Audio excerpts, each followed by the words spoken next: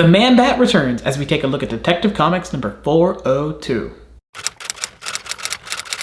First, as it is by default, the cover very much feels like a horror comic book. In this comic, especially the ending, really feels like a throwback to EC Comics in the 1950s. Vault of Horror, eat your heart out, which I assume happened in one of those comics. As with the first appearance of Man-Bat, this comic comes from Frank Robbins and Neil Adams, at the height of the Denny O'Neil, Neil Adams creative team-up. The story opens, some bad guys are trying to break in. Why?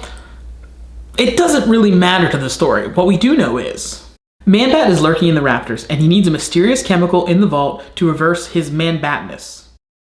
Just as Man-Bat is about to strike, Batman leaps into action, attacking the safe-cracking crew. It is a really well-executed moment.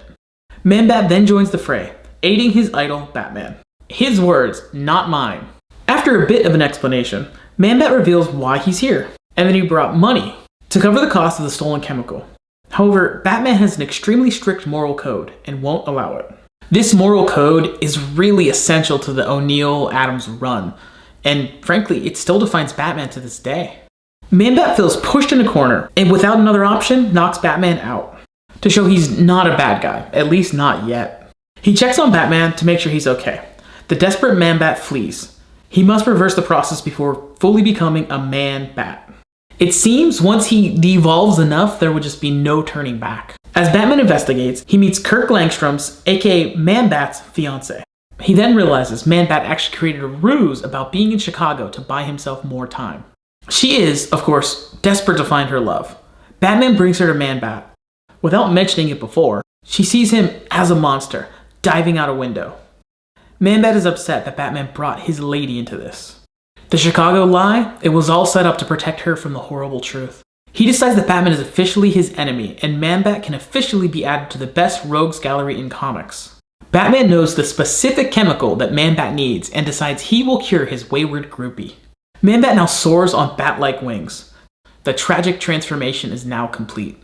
There's no turning back, cementing him evermore as a bad guy.